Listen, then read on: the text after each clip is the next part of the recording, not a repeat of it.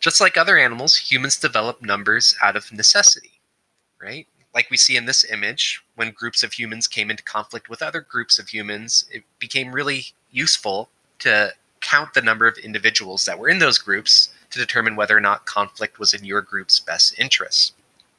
Like the robins, we needed to estimate the amount of resources around us so that we could make sure that we were well fed. And as we started to develop agriculture, we needed to quantify different times of the day and different times of the year so that we could produce our own food most effectively. And as we started to develop economies and trading with other groups of people, we had to develop more sophisticated numbers.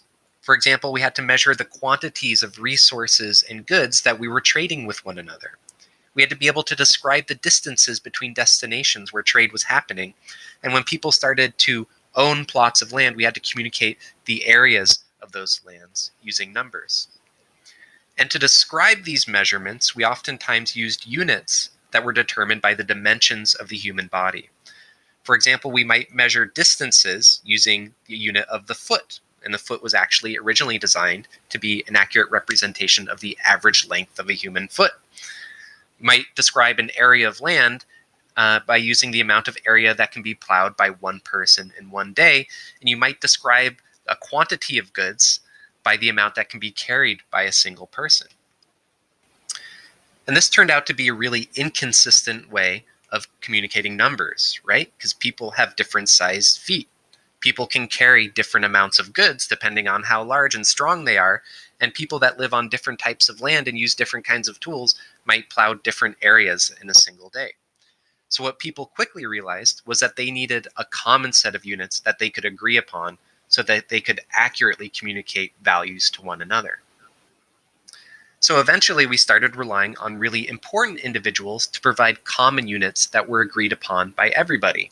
In this example, we have Henry I, and a yard in his territory was defined as the distance between his nose and his thumb. Of course, this only works in a given kingdom or region. Once people begin communicating with others outside of that kingdom or region, you're once again using different units, and you once again encounter the problem of not being able to communicate numbers effectively. So, during the French Revolution in the late 18th century, scientists came together to solve this problem once and for all. And they developed what we now call the metric system, which was largely kept intact to create the International Standard System, or SI system, of common units of measurement that's used by the scientific communities all over the world. In this system of units, we represent length using units of meters. And rather than being referenced to the dimensions of a human body, these units are now referenced to the dimensions of the Earth. Originally, the meter was actually 1/10,000,000th of the distance between the North Pole and the equator, something that we can all agree upon. Once we have an agreed upon unit of length, we can create other units. For example, a meter by a meter, or a square meter, can now be our SI unit for area, and cubic meters can be our SI units for volume. We measure mass using the SI unit of a kilogram, which is derived from the amount a certain volume of water weighs. So once again, water is something we can all agree upon. For temperature, we actually use units of Kelvin, not units of Celsius or Fahrenheit. Units of Kelvin are actually related to the amount of subatomic motion that's occurring in materials at particular temperatures. Our fundamental unit of time, the second, is actually referenced to the amount of time it takes the Earth to rotate one full cycle on its axis. So the Earth rotates around its axis once in a day, and a second is a known fraction of that day.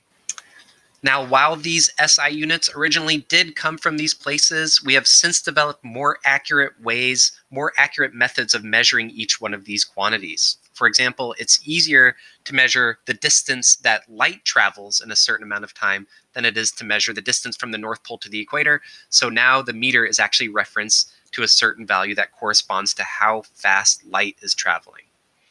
The kilogram is now referenced to a chunk of platinum, which is kept in a secure spot in France.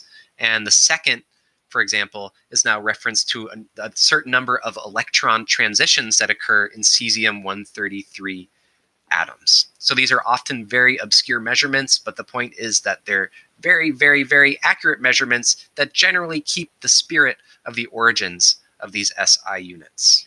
And the point of this entire discussion is just to say that numbers mean nothing without units. The number 7 means absolutely nothing unless you can say 7 what, right? And that's true for all other numbers as well.